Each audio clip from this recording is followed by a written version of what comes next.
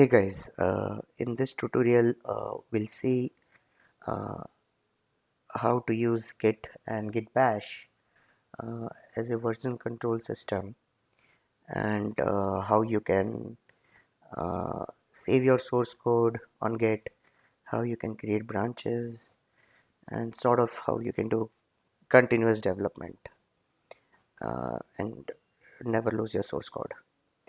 Alright, so this is GitHub. You can go and create your free account over here. So once you've created the account, you can create a new repository. Repository is basically a folder where all your source code is getting stored. So let me create a repository called employee. I will keep this as public, so if you guys want, you can check it out. Initialize this repository with a readme file and add a git ignore file. So I'll select the type as Java. Git ignore file is something that tells Git client uh, on which files or folders to ignore while pushing files and folders onto the Git server. We'll see more on that. So I'll just create a repository. Okay. And so git ignore and readme file is already created as we had instructed. Now, in order to interact with Git, you need a Git client. So one of the most popular ones is Git Bash. So just search for Git Bash download. You can download for Windows over here, and again there are instructions for Linux, etc. So I already have it downloaded, so I'll just run the installer just to show you a few screens. But mostly speaking, you can leave all the defaults as it is and continue clicking next and till you reach the install, and just click install and it will install. uh, I'm going to exit this setup for myself, and once you have git client installed, you can use git bash.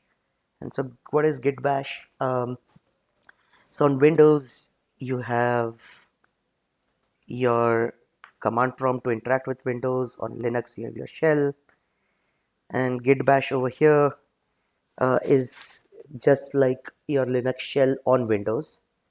So it can execute all the git commands to get source code and push source code to the Git server. At the same time, it contains some nice Linux-like utilities that you can run on Windows. So, for example, ls, less, tail, grep, all right, curl, and so these are all like quite nice to have, and that's why I like Git Bash a lot. So I'm gonna change to d colon repos, um, and now we need to pull the source code over here. So I'll click on clone or download,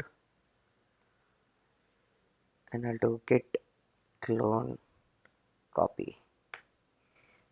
Now git typically git bash will ask you for a password or your credentials while when you're downloading for the first time, and then it saves it for future. That's why it didn't ask me. And if you're having any issues with credentials, etc., just Google it up.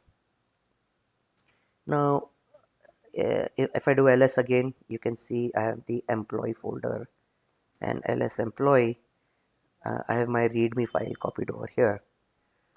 Actually there is readme and .git ignore, both of them over here. Now let's open our Eclipse.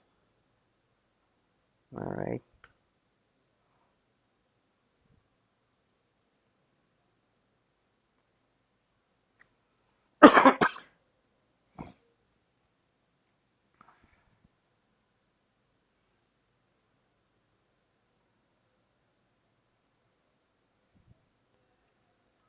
And now in Eclipse I can create a new Java project.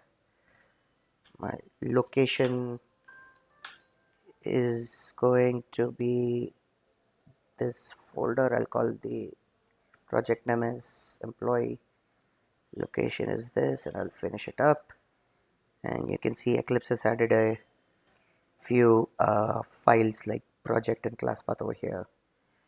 And I had some old source code lying around, so I'll just copy it into my Git folder and refresh this, and it should reflect. Alright, so I have my source code copied over here. Now if I do git status, okay, if I do git status, I see all of these files which Git has detected as new or modified. So new and modified. I'll do git add -8 to add all the files. Then I'll do git commit -m. -m is for message or like a comment. Draft code, and then I need to do a git push. All right, let me see what went wrong over here. Okay, so there was a permission related issue. Anyway, don't worry about it. So the URL has changed to github.com/incref/employee.git, and then I had to go and fix it over here. This file is employee.getconfig. I had to fix the URL over here, and then I did a git push, and if I just refresh this repository, now I see it in I see all my files over here. Uh, so don't worry about it, just a technical hitch. Uh, but if you follow the instructions straightforward, you should not have any problems. Okay, now let us say I want to make some changes to my source code.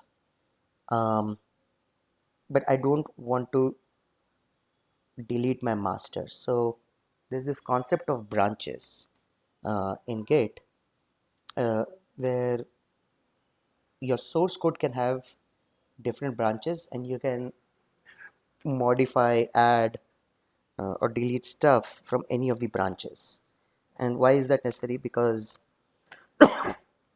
Uh, because you might want to do some experimental stuff, or you are developing, and you're not sure if it should be part of the main source code, um, or you want to do code reviews, etc. In all of those cases, branches come very handy. So let us create a branch. uh, Git branch, let's say modify code, git checkout, modify code. And again, you can look up at all of these git commands, which are git branch and git checkout, etc. On Google. And now let's say I add a new file here, which is, let's say, hello world 4. Okay, and if I do my git status, it shows me this is an added file, and my Eclipse is also showing me that I'm in the modify code branch of the employee uh, git folder. So then I do git add -a, git commit -m, added hello world 4, and then git push. So all right. And so when you create a branch, you just have to tell Git that, hey, you should be pushing to a modify code branch on the remote server. Okay, and git add minus a, basically this is adding all the files that have been modified or added for committing. Anyway, you can read up all of these commands online, practice them. My purpose is only to give you a basic demo and some basic explanations so that you can get started. Now if I go over here, you can see there are two branches now, master and modify code. In master I have only 3 files, and if I go to modify code I have my 4 files, and there is this pull concept of pull request. So I'm telling you, hey, I want to merge my modify code into my master, so I can create a pull request, and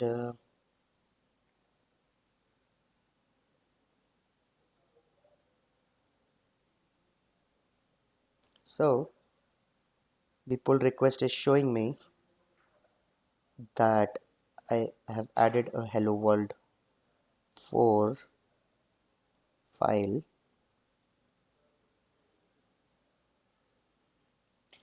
and if you go to the files changed tab, it'll show you that this file has been added with so and so code, and then you have options to do a merge. Once I've merged, then I can go to my code, and in my master branch now I see my hello world 4 file also. Once we have done this, uh, yeah, so I have both my branches with the same code now, and you can later delete branches also, but uh, that's for you to google up and figure out. Okay, thank you.